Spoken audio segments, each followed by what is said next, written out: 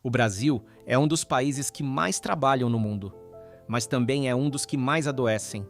Milhões de pessoas acordam cedo, voltam tarde, vivem cansadas e ainda escutam que isso é normal, que faz parte, que é assim mesmo.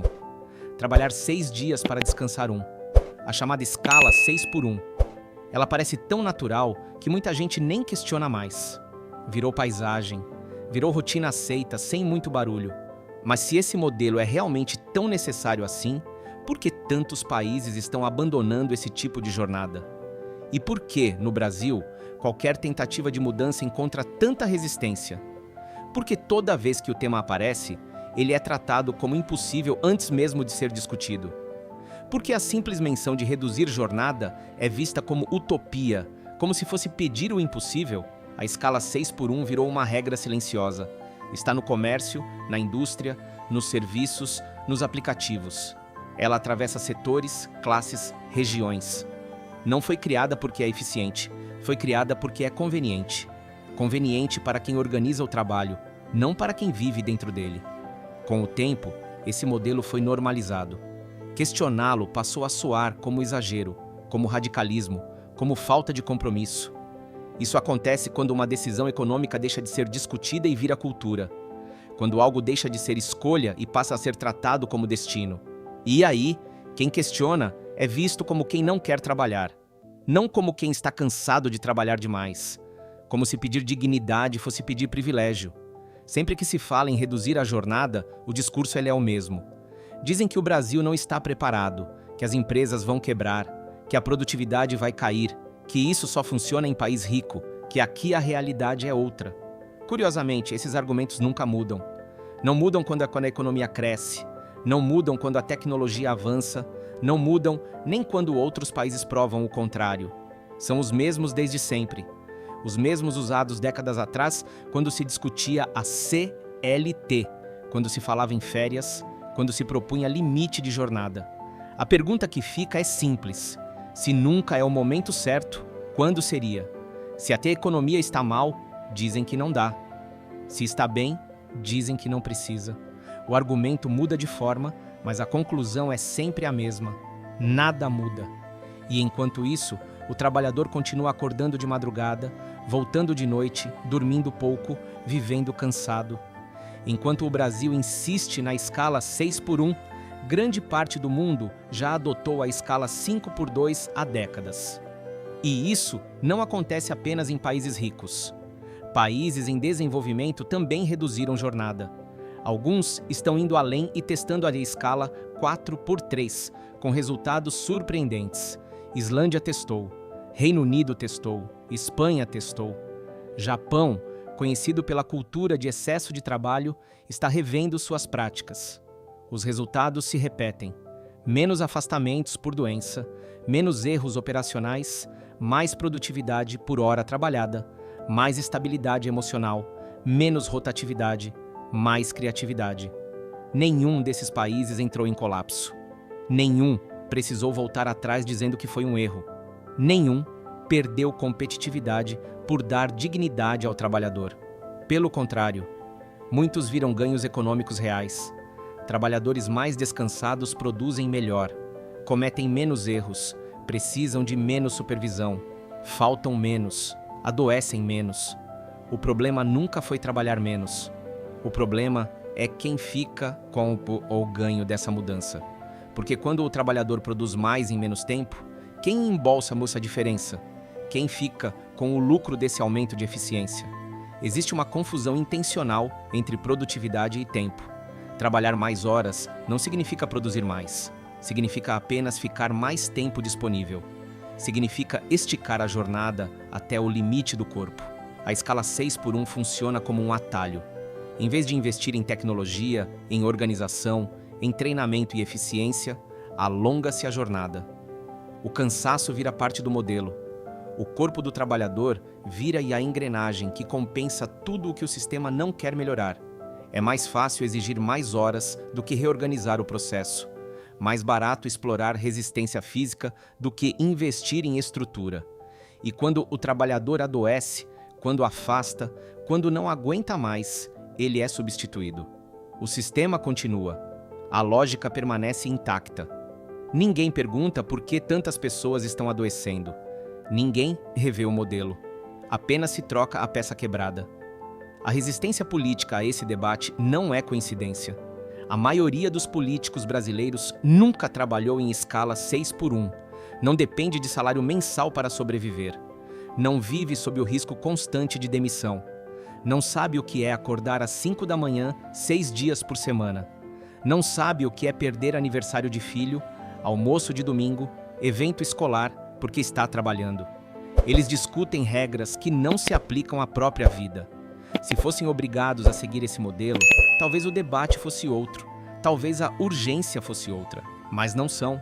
E quando o tema chega ao Congresso, ele chega filtrado pelos interesses econômicos que financiam campanhas e sustentam estruturas de poder. Chega mediado por lobby, por pressão, por ameaça velada de desemprego em massa. Chega distorcido antes mesmo de ser votado. Chega como ameaça à economia, não como possibilidade de melhoria social. Do lado das grandes empresas, o medo não é apenas o custo imediato. Empresas grandes conseguem absorver mudanças. Tem margem, tem estrutura, tem reserva. O medo real é o precedente, porque quando o trabalhador ganha tempo, ele ganha autonomia, ganha espaço para estudar, para buscar outro emprego, para se organizar, para questionar condições, para enxergar alternativas. Tempo livre não é só descanso. Tempo livre é poder, é a chance de sair do automático, de olhar em volta, de comparar, de perceber que existem outras possibilidades. E poder distribuído nunca foi confortável para quem sempre concentrou. Um trabalhador descansado pensa. Um trabalhador exausto apenas obedece. Essa não é uma falha do sistema, é uma característica. É um recurso, não um bug. No Brasil, cláusulas sociais nunca foram tratadas como base do sistema. Sempre foram concessões temporárias, negociáveis, adiáveis, revogáveis. Direitos que existem no papel, mas que podem ser flexibilizados, reinterpretados, suspensos quando necessário. Quando a economia cresce, o lucro é privado. Quando aperta, o sacrifício é coletivo. A escala 6x1 é uma das expressões mais visíveis dessa lógica. Ela mostra quem paga o custo do funcionamento do país. Mostra onde está o ponto de ajuste quando algo precisa ser compensado. E esse ponto sempre recai sobre quem tem menos voz, menos organização, menos escolha. Sempre sobre quem não pode recusar. Sobre quem precisa do emprego para pagar aluguel, comida, transporte. Sobre quem não tem margem para negociar. Existe também um discurso moral em torno do trabalho que complica ainda mais esse debate. No Brasil, trabalhar demais virou sinônimo de caráter.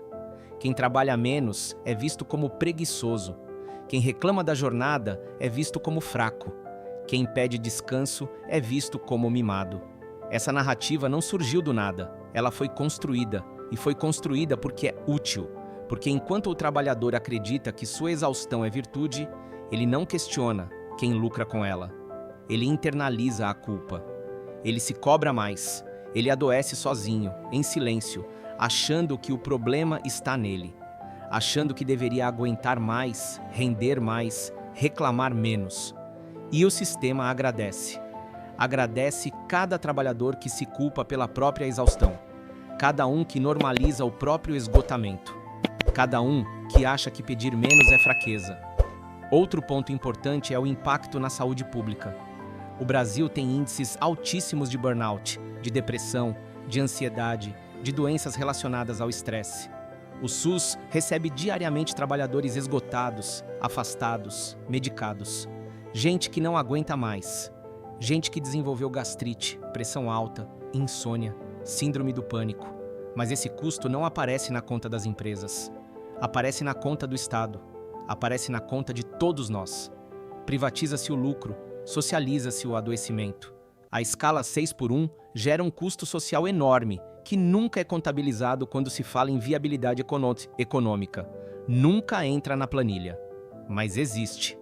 E é pago por quem já paga demais.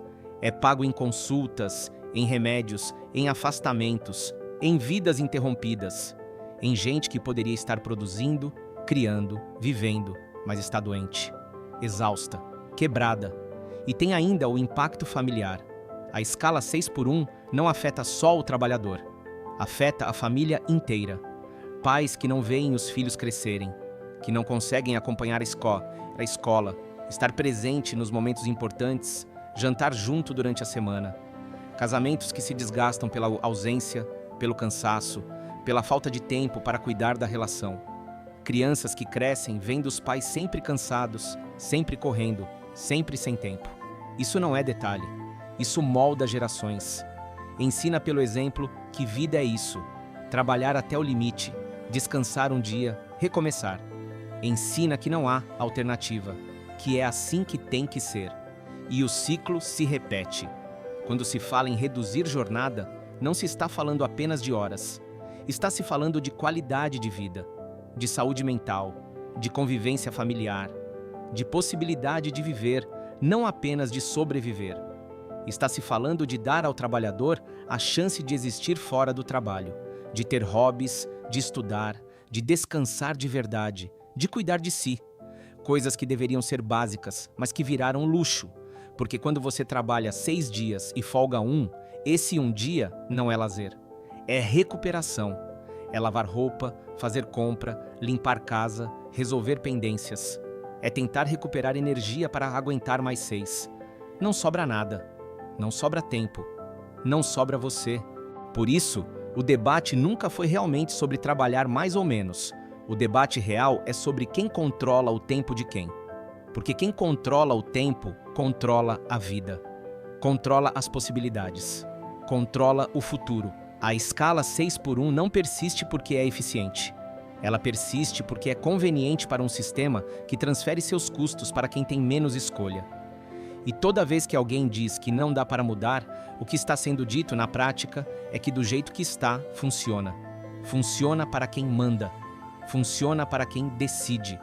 Funciona para quem nunca precisou viver dentro dessa escala. Esse é o ponto cego. Quando trabalhar demais vira virtude, descansar vira ameaça. E quem ousa descansar vira suspeito, vira problema, vira exemplo do que não se deve ser. Até que o corpo não aguente mais. E aí, a culpa ainda é dele. A narrativa continua intacta, o sistema continua funcionando. E milhões continuam acordando cedo, voltando tarde, vivendo cansados, achando que isso é normal. Se você chegou até aqui, é porque esse assunto te tocou de alguma forma. Talvez porque você viva essa realidade. Talvez porque conheça alguém que vive.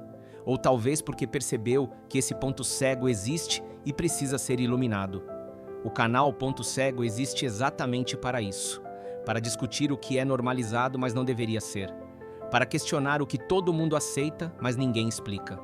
Se você quer continuar enxergando além do óbvio, se inscreve no canal e ativa o sininho, porque tem muito mais ponto cego para a gente iluminar juntos.